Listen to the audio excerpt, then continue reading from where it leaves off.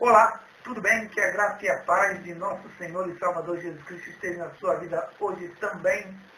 É muito legal ter a oportunidade que Deus nos dá todos os dias de despertar a cada manhã e ter a oportunidade, que na verdade não é uma oportunidade, é um privilégio, a gente meditar na palavra do Senhor, porque ela traz para a nossa vida sabedoria, conhecimento, revelação, entendimento e também uma série de bênçãos que vem com a palavra de Deus para a nossa vida, dentro daquilo que a gente, na verdade, necessita e que muitas das vezes a gente nem sabe, mas Deus, na sua infinita misericórdia, de amor por nós, Ele provê dentro de uma mensagem, de uma palavra, para a nossa vida, sendo aquilo que é o que a gente necessita, e no decorrer do dia a gente vai ver que essa palavra produziu grandes frutos de conhecimento sobre a nossa vida.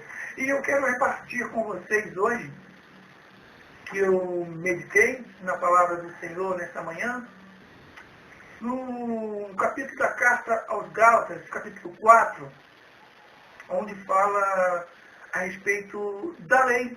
O Evangelho de Cristo nos isenta da lei de Moisés. Então, para começar a entender, a lei de Moisés é uma coisa e o Evangelho de Jesus Cristo é outra. Isso é até um assunto muito interessante, mas que demanda tempo, que se nós colocássemos agora, nós iríamos alongar bastante o vídeo e não é a nossa intenção hoje. Então, meditando nesses 3 versos que a gente vai ler agora, a gente vai ver uma grande revelação de Cristo para a nossa vida. Vamos lá. Gálatas capítulo 4, versículo 7. Assim que já não és mais servo, mas filho, e se és filho, és também herdeiro de Deus. Mas quando não conhecias a Deus, servias o que por natureza não são deuses. Mas agora, conhecendo Deus, ou antes, sendo conhecidos de Deus, como tornais outra vez a estes rudimentos fracos e pobres, aos quais de novo quereis servir.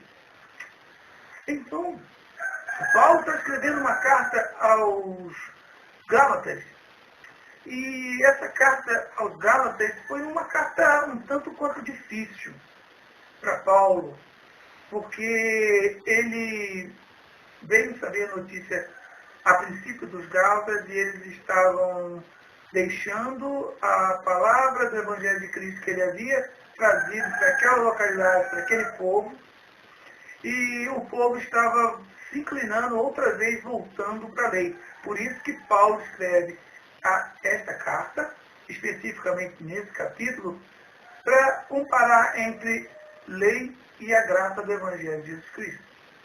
Então, Paulo, no versículo 7, ele escreveu assim: vocês não são mais servos, vocês não são mais escravos, vocês não pertencem mais a outros, mas vocês pertencem a Cristo.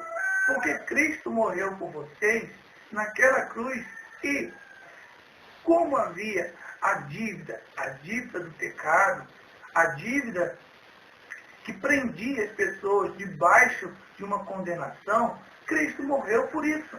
E Ele nos livrou da condenação, ó Gálatas.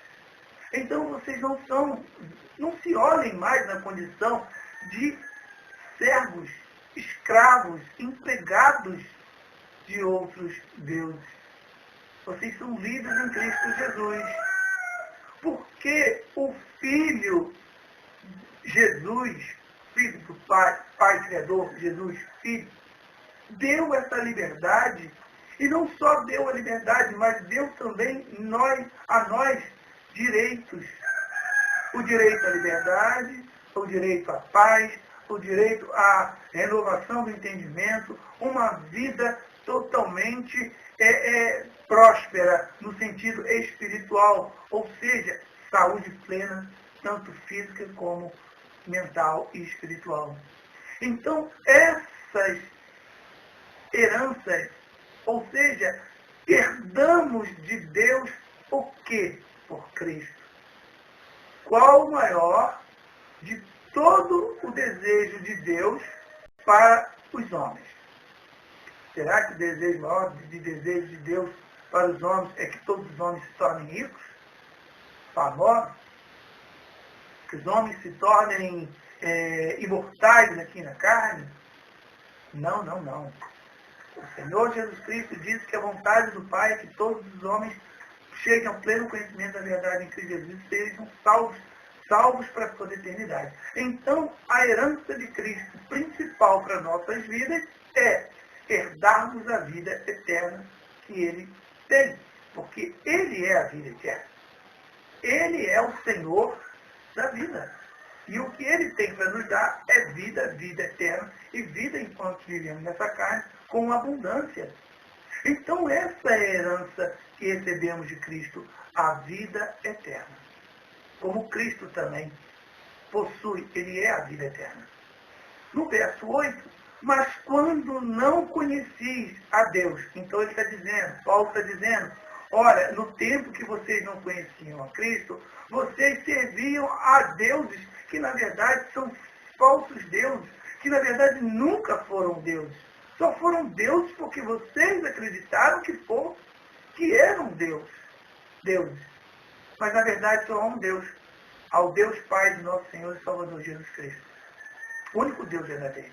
Então, eles serviam como? Serviam como escravos, serviam como servos, como aqueles que estavam presos, escravizados, segundo a vontade desses senhores, desses falsos deuses. Então, Paulo está dizendo, que nós, quando não conhecíamos Cristo, estávamos servindo a falsos deuses. E são vários os falsos deuses. Existem falsos deuses para todo tipo de gosto, por dizer assim. Tem um que é especialista em realizações, é o gênio da lâmpada. Tem aqueles especialistas em adivinhações. As pessoas consultam os astros, os horóscopos, para que tentarem adivinhar o futuro. Então são vários falsos deuses mentirosos. E até existe Mamon, o falso deus da riqueza. E por que também não? A maior de toda a virtude de Satanás e seus demônios, a mentira. Então, enquanto vocês não conheciam a Deus em Cristo Jesus, vocês serviam, eram escravizados por esses tipos de deuses falsos. Mas agora, conhecendo a Deus, ou antes, sendo conhecidos por Deus. Essa mensagem aqui, nesse trecho desse verso, é muito maravilhoso, porque Paulo ele ainda acrescenta uma coisa melhor ainda. Olha, agora conhecendo Deus, ou melhor, antes, sendo conhecido de Deus. Ele está dizendo, Paulo está dizendo, que nós podemos conhecer Deus em Cristo Jesus até em parte. Não conhecemos o Deus plenamente tudo, porque Deus é insondável, porque Deus é um Deus que ninguém pode vê-lo face a face, ninguém pode tirar dele aquilo que ele não der. Ou seja, ninguém pode vê-lo, ninguém pode conhecê-lo se ele não se revelar. E mesmo assim, existem coisas que a gente nunca vai saber enquanto estivermos nessa carne, mas um dia será revelado quando estivermos com ele em espírito, em verdade, na glória. Então, Paulo está dizendo, vocês podem conhecer um pouco de Deus, por Cristo, mas olha, o mais importante de tudo, é melhor que Deus nos conheça do que nós propriamente conhecemos a Deus. Muitos dizem assim, mas eu conheço Deus, mas não sabe exatamente o que Deus disse que está escrito pela palavra. Deveriam saber, mas muitos não sabem. E outros estão se esforçando para saber e conhecer de Deus cada dia um pouco mais, para conhecê-lo. O profeta Oséias vai dizer, conhecer e prosseguir conhecendo ao Senhor. Então, Deus está dizendo para Paulo assim, Paulo, diz para esse povo que eles me conheceram, mas eu os conheço melhor ainda. Eu sei quem são cada um deles. Eu sei quem me ama. Eu sei quem não me leva tão a sério. Eu sei quem realmente deposita em mim toda a fé e esperança. Eu sei quem são aqueles que ainda duvidam. Então ele nos conhece por dentro e por fora. Ele conhece o nosso coração, ele conhece o nosso pensamento. Ele sabe as palavras que sairão das nossas bocas. Então, isso é para Deus dizer, eu conheço vocês. E dentro dessa mensagem, eu também não quero expandir para outra, mas eu me lembro daquele verso em que o próprio Senhor Jesus Cristo disse, naquele dia muitos dirão a ele, Senhor, Senhor, mas não fizemos tais coisas em teu nome? E a resposta de Jesus é, apartai-vos de mim, malditos, porque eu não vos conheço. Olha aqui. Olha, Deus, Jesus dizendo que não conhece aquelas pessoas. Não conhece aquelas pessoas, não porque elas não são conhecidas fisicamente, na aparência, mas eu não conheço, eu não reconheço a obra que vocês fazem, da forma que vocês fazem essas obras. Então, não há verdade, não há sinceridade, não há humildade e simplicidade em servir a Cristo. Então, Cristo nos conhece. Para só um adendo para dizer para a gente aqui, que Deus conhece cada um de nós. Ele sabe tudo de nós. Ele concorda com muitas coisas em nós, mas ele também desagrada e discorda de muitas coisas de nós. Então, como tornais outra vez a esses rudimentos fracos e pobres? Ele está citando a lei aqui, tá? Ele é um capítulo que está tratando a respeito de lei. A gente está dando um outro contexto mais espiritual para o Novo Testamento, a Nova Aliança. Mas ele está falando para judeus que estavam entrando no meio do povo que estava nascendo naquela igreja, naquela localidade da Galácia, e estavam querendo que os próprios que estavam frequentando se circuncidassem para serem reconhecidos como filhos de Deus.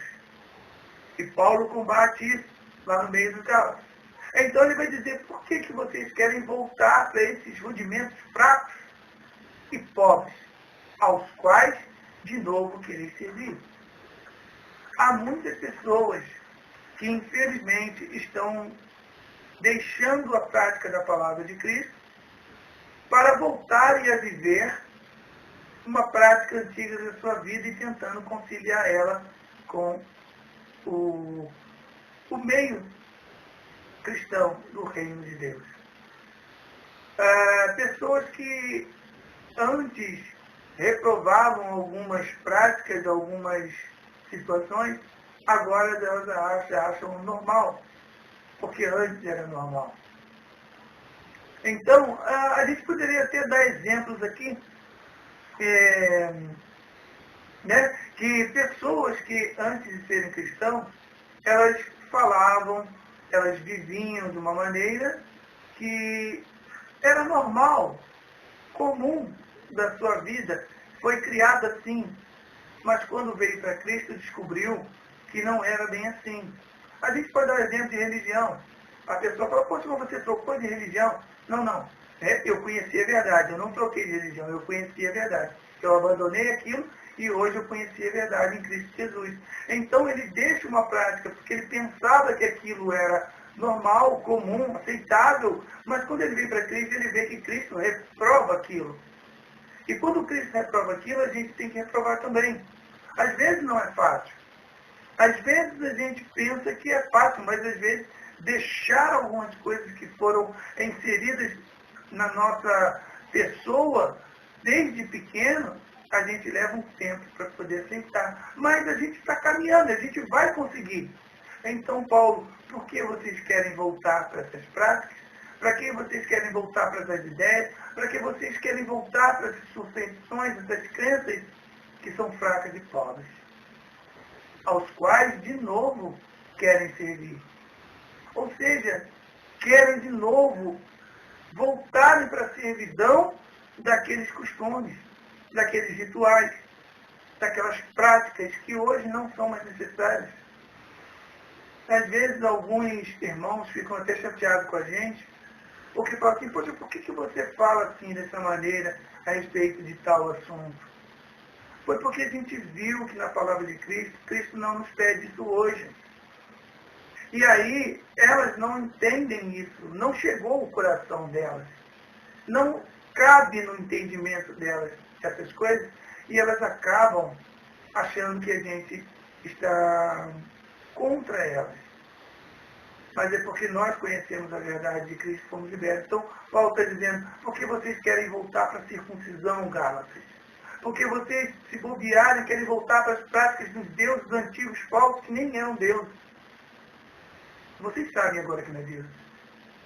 Então, esse é o recado para a gente hoje.